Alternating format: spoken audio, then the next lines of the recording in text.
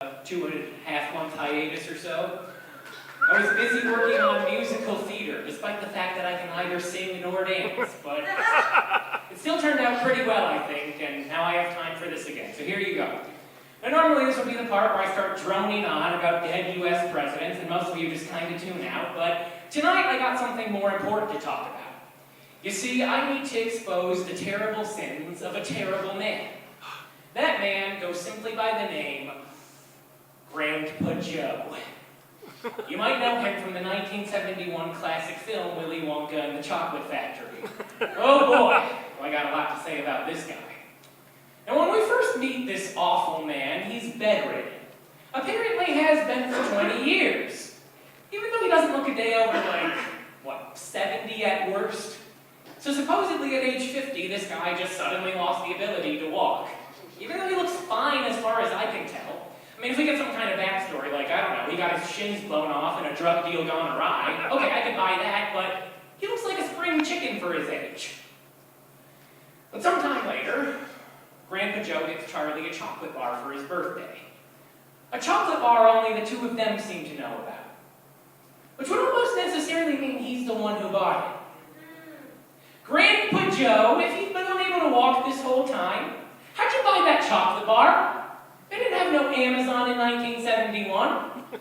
So either there's something he's not telling us, or he's taking credit for someone else's good deed. Either way, kinda sus. Now, let's jump ahead a bit to the main crux of this whole thing, the entire reason I'm doing this in the first place. Eventually, Charlie does win the last golden ticket, he brings it home. And when he does, just like this, Grandpa Joe goes from Franklin Roosevelt to Teddy Roosevelt. Okay, one president choked him out.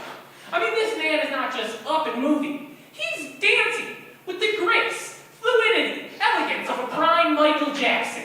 Do I need to spell this out for you?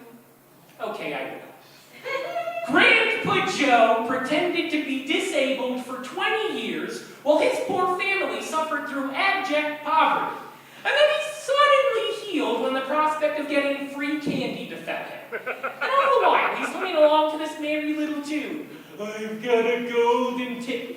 You've got a golden ticket. No, Grandpa Joe, you don't have a damn thing. Charlie has a golden ticket.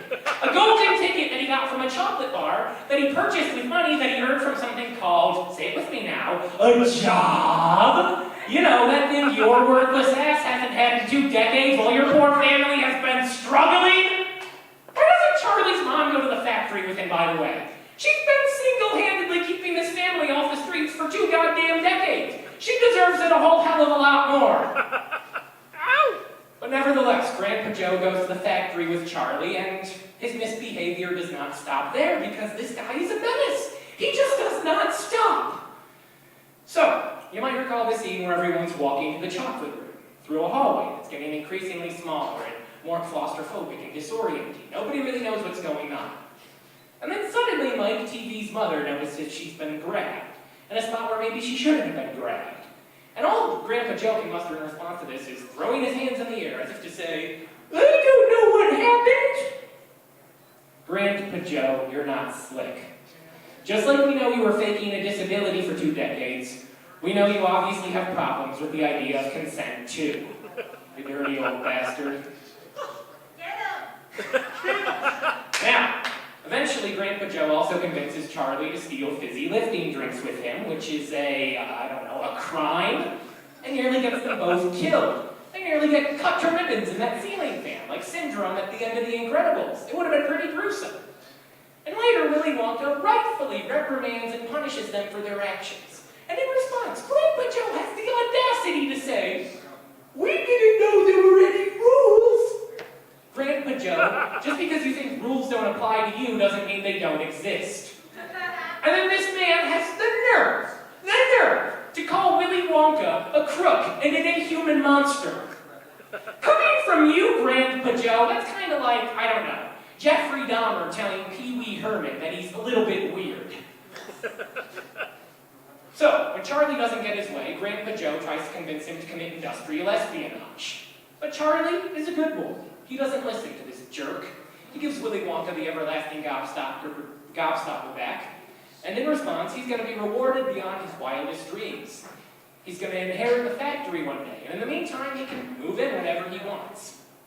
And Grandpa Joe, because he always has to make everything about him, the only thing he can muster up in response to this is, do I need to move in too?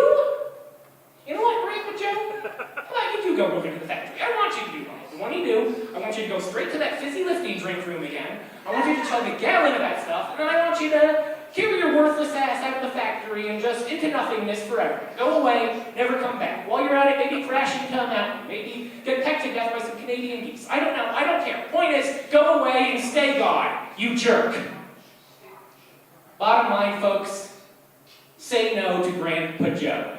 Because Grandpa Joe is, let's just say he's a gardening tool that rhymes with Joe. I'll let your mind do the rest on that one. And I don't want to put too fine a point on it, but underneath this shirt, I'm wearing another one. Don't worry, Steve, I'm almost done. I'll get ready for this. Oh, man. Wearing a shirt that says Grandpa Joe sucks. Don't forget it. All right, that's my time. Thank you very much. Good to be back.